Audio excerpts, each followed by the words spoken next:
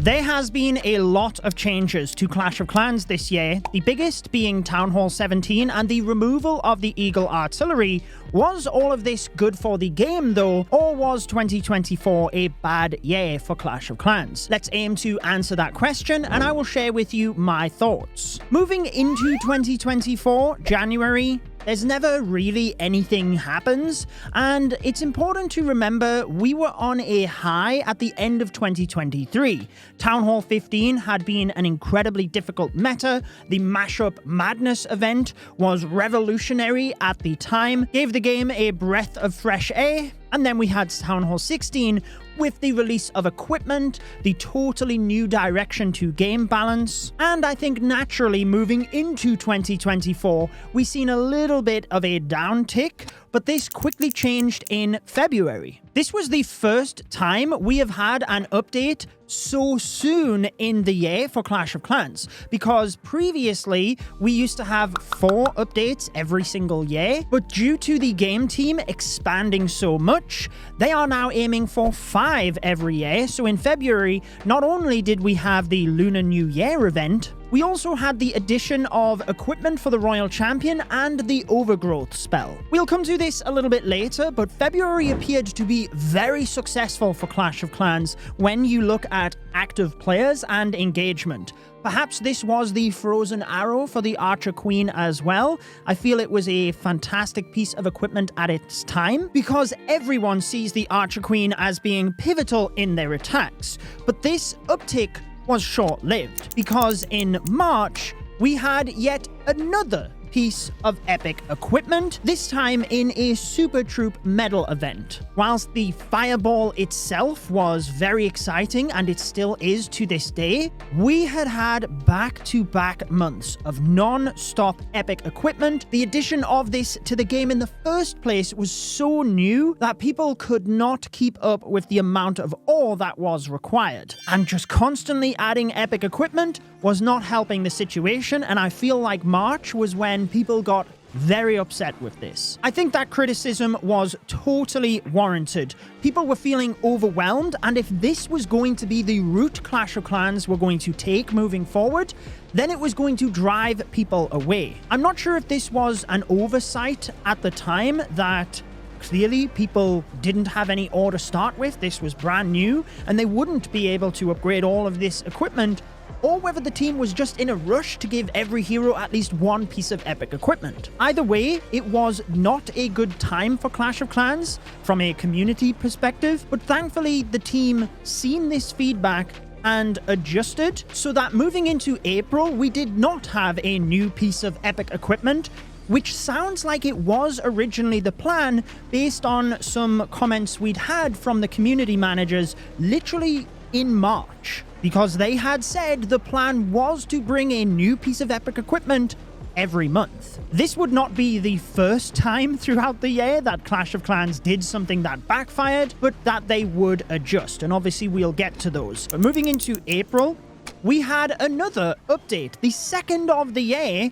and in previous years, sometimes we wouldn't even get the first update until the start of May. What I will say is, even though we had a second update, they didn't feel very substantial at the time. So for the update in April, we had clan chat improvements, which was very welcomed, and they have continued to iterate on that.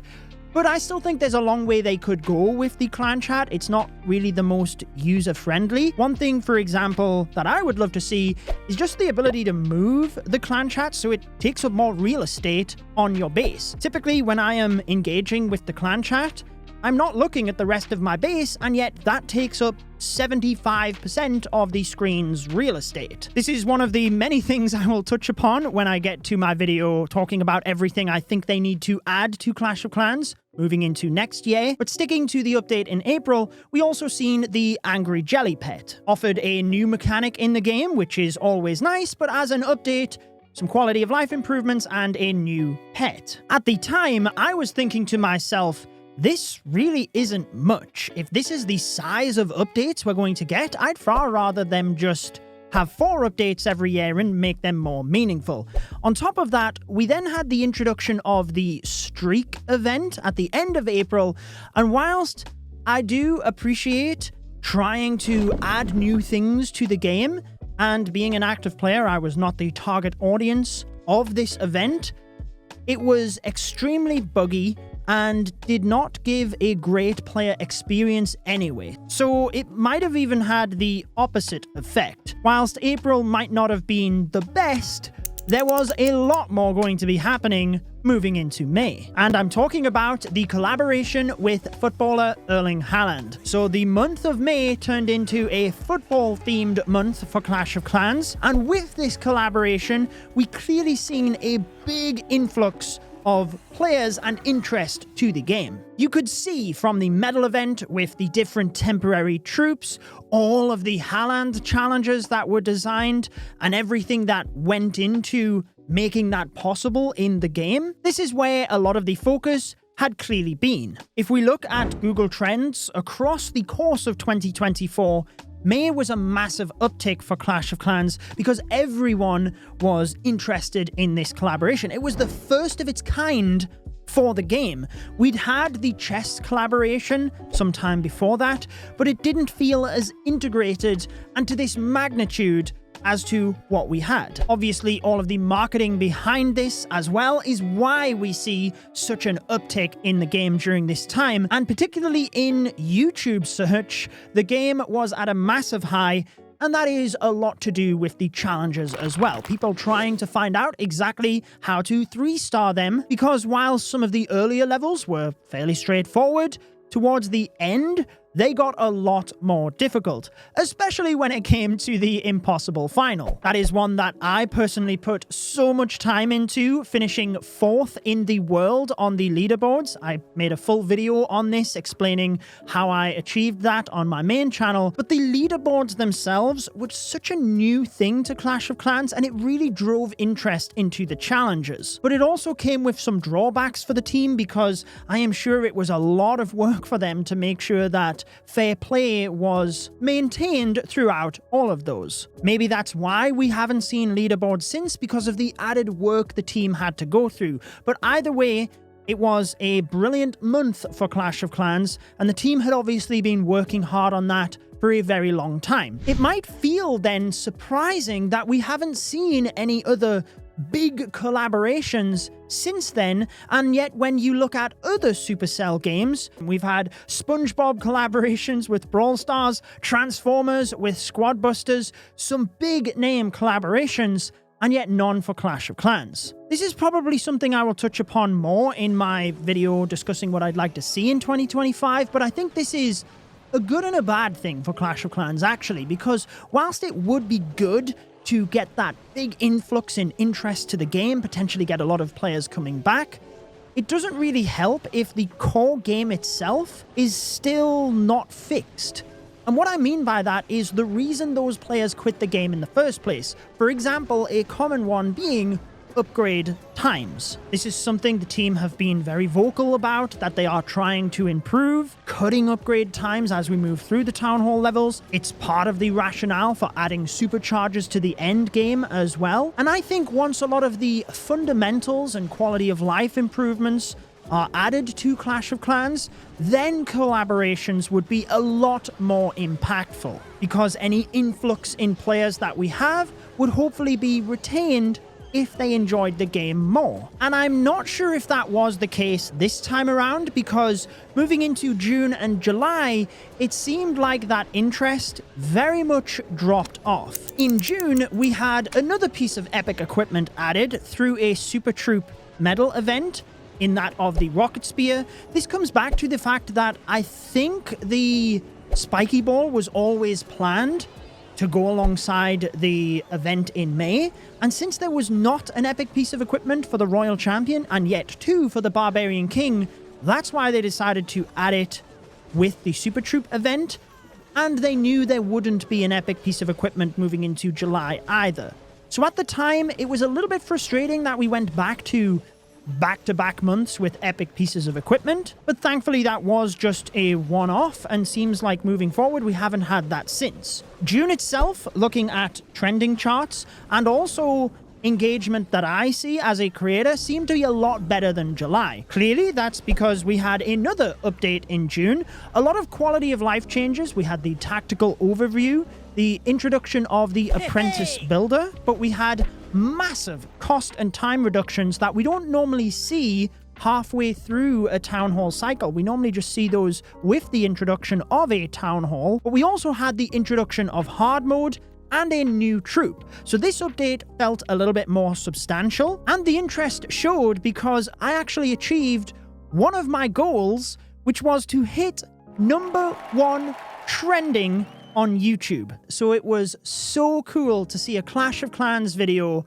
right at the top of the list. Clearly, the game was doing quite well, and at the end of June, we had a community event to work towards a certain amount of time in July where we would be able to use our heroes whilst they were upgrading. As a community, we hit the top target and were able to use our heroes throughout July. This was a first for Clash of Clans. Unlimited heroes. You could upgrade them and still use them. Unfortunately, July had nothing else going on. So it really seemed like interest in the game for that month specifically dropped off. And we see that when we look at the trending charts as well. But again, when you look at these, it's very hard to compare a month that really doesn't have anything going on to a month where you have a big update. Clearly, there's going to be more interest when there is an update. So July, I find an interesting one because we've heard from the team that they didn't see what they wanted to see from heroes being available whilst they're upgrading. And that's why we are not going to see that as a feature moving forward. Personally, I would still like to see this come as a limited edition event. I've said it so many times now on the channel. I'd love to see it as a magic snack. But it is frustrating to hear that they didn't see whatever it was they were looking for. Active players, number of attacks. There was nothing going on that month, so it really depends how they were looking at things. Don't get me wrong, I'm not a data analyst, whilst I have a science background. I don't understand things to the degree that I'm sure the members of the team looking at that stuff do. But from a player perspective, I hope they continue to do more in that regard. Adding more heroes so we can switch them out while they're upgrading is good, so you're not severely handicapped in war. I don't know, a potion, a magic snack, something that we'd still be able to use our heroes whilst they're upgrading, I think would be a great addition. Needless to say though, July, not the best month for Clash of Clans. And interestingly, moving into August, we had the Anime Clash event. This brought the introduction of the Magic Mirror, which was a fantastic piece of equipment for the Archer Queen and the temporary troops. Honestly, I expected this to have a bit more popularity than seemingly what it did. Clash of Clans don't share actual numbers on the amount of players who are logging in and actively playing the game, so it's hard to truly know, but certainly interest across YouTube videos at that time, which is echoed in trending charts, was not great. So at this point, we've been very up and down across the course of 2024, and moving into September, let's just say it didn't start great. I'm not going to go on about it because it was discussed heavily at the time, but the hero skin was removed from the gold pass, and thankfully, thanks to the community's outrage, the team reverted that change, added the hero skin back, and even gave compensation for getting it wrong when it came to that. It doesn't matter what you think about the initial change. I thought it was a terrible idea. I gave that feedback to the team in the creator chat beforehand, but the fact that they quickly reverted it, chose to put the hero skin in the gold pass that seemed the most popular through the community, and also gave us other things as well as an apology, you've got to commend them on that one. Thankfully, once that had been sorted, we actually had a pretty good update in September. Looking at Google Trends, this was the biggest peak we had since the Haaland event back in May.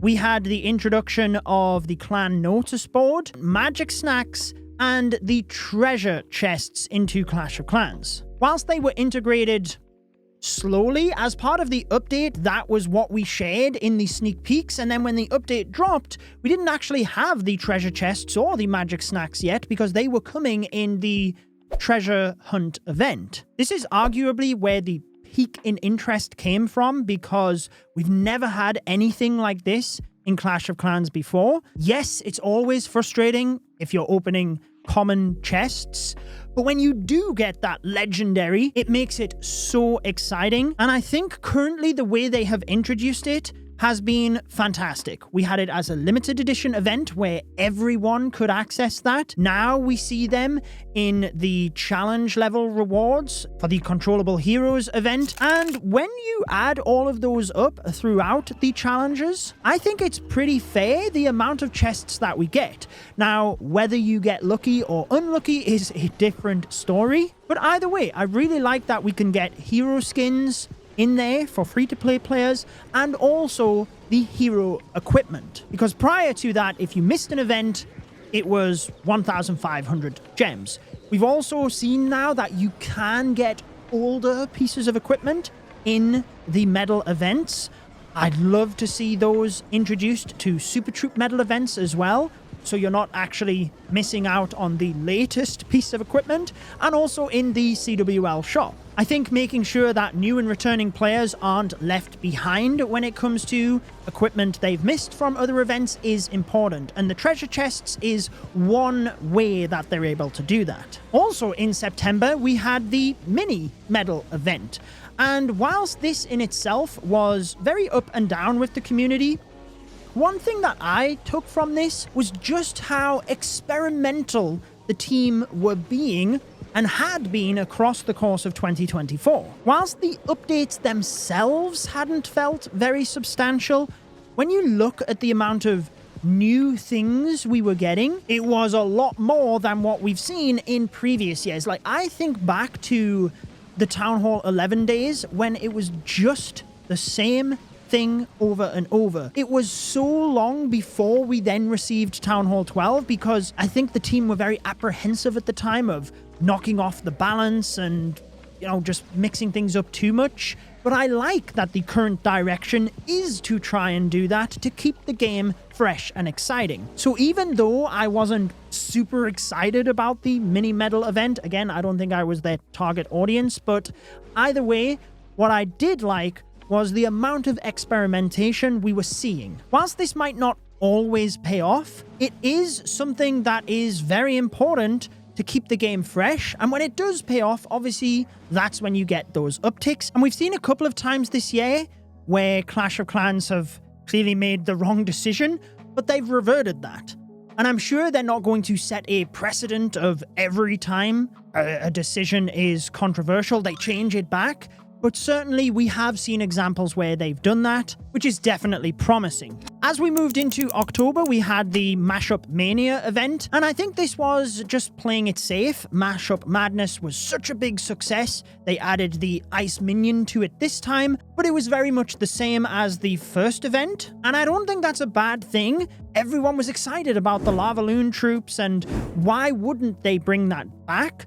But clearly, it didn't have the same impact as the first Mashup Madness event, because like I said, back in the end of 2023, we had such a big uptick with that and moving into Town Hall 16. So I think it was good. It certainly allowed players to reminisce and enjoy those troops again, but I think many people were happy once that passed and we moved into November. This might have started relatively slow, but clearly, whenever there is a new Town Hall level, that is when you have peak interest in Clash of Clans. So for 2024, as we look at trending charts, that is when it is at its highest, because everyone is excited to see what the new Town Hall level brings. When it comes to updates, clearly they are the most substantial. They bring new mechanics to the game via troops, spells, defenses, whatever it might be. For Town Hall 17, the introduction of the 5th hero. When you look at any active player websites, they haven't been updated for November 2024 yet, but I have to say, some of these I feel are just wrong. Like when you look back at October, November, December for Clash of Clans, where we had a massive uptick from the Mashup Madness, the Town Hall 16 update, we see numbers declining and only an extra 600,000 active players that month. And yet, the Lunar New Year event in February, we've seen 6 million.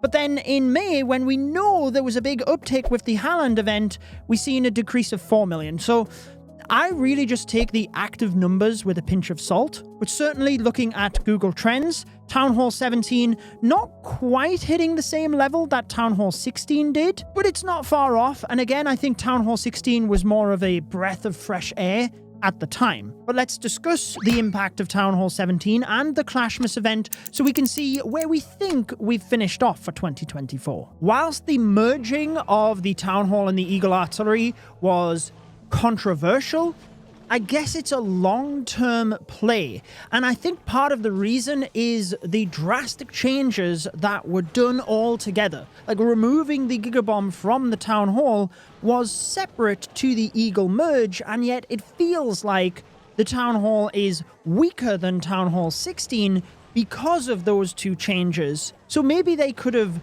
not removed the Gigabomb at this time, or to me, I think a better solution is actually drop the Gigabomb down to Town Hall 16, remove the Gigabomb at that level, because we've seen over the past year or two that the Town Halls, 12, 13, 14, they've been nerfing the Town Hall a lot, because it feels like the weapon of the Town Hall is what really made it a lot harder. And that's not necessarily a bad thing, but it can be stressful when you're attacking from the opposite side of the base and having to risk it all because you can't go through the Town Hall. And plus, if the Town Hall is so powerful, how do they in the future continue to make it even more powerful and step it up as you go before it just becomes too powerful? I've actually reached out to the team to see if I can bring one of the community managers onto the channel to discuss a bit of the rationale, but I think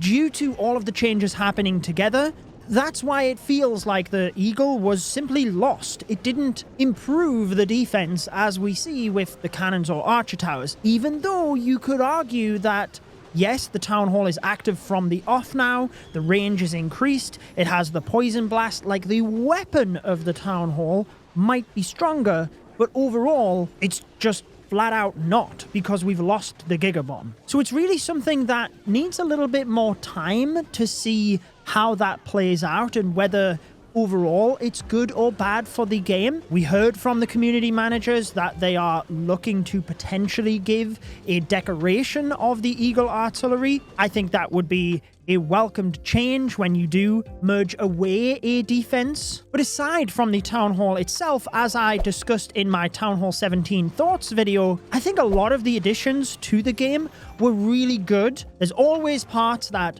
some people will like, some people won't like, and that's just the way it is. And there's other things that I would change. For example, the Hero Hall. I don't think it, even if it takes a builder, it shouldn't be a 15-day upgrade before you can unlock the hero at that next Town Hall level. Even if it's an upgrade, it should be a matter of days. It should be one of the shorter upgrade times to give us variety in the timers, which is something that we've heard from the team before. But again, that's just my opinion, and that's always going to happen with updates. Overall, I think Town Hall 17 brought a lot of new mechanics to the game. It was great that we've finally had another hero added. I think it's been a long time coming. And moving into the Clashmas event, the controllable heroes challenges, I think were fantastic. Again, it brings a fresh new way to play and enjoy the game. This is another thing that I'm sure some people would love to see it in the game itself. I personally would not. I think attacking is already very complex and it would hurt the gameplay loop. It would mainly benefit the competitive players and just make the game even easier for them when it's already too easy for them. And it might make casual players feel left behind if they're not controlling their heroes. That said, I'm still hopeful, and I will mention this in my updates I would like to see video, but I'd love to see customized friendly wars, being able to do whatever you want, and in there, maybe that's where we can have controllable heroes. Then it doesn't impact the core game itself and doesn't make the general player base feel left behind. But either way, the Clashmas event again shows the experimentation that we've seen this year from the Clash of Clans team. In my view, that really sums up 2024. A lot of aspects have been good. There's been a lot of bad aspects and not as good as well. But the best part for me is just how many new things we have seen in 2024. And that gives me a lot of hope moving into the future as well. In fact, this is something that David, the product manager for Clash of Clans, spoke about in the previous Inside the Builder Hut. How 2024 had been a lot of testing to figure out what players like, what they don't like, so that they could be more impactful in 2025. I guess we'll have to see whether that actually happens, but let me know what you think of 2024. Was it a good or a bad year, or something in between? And look forward to my upcoming video explaining what I would like to see in 2025. But in the meantime, I will link you across to my thoughts video of Town Hall 17, where I discussed everything that was added and whether I like or don't like it. That video is on your screen. Enjoy the rest of your day.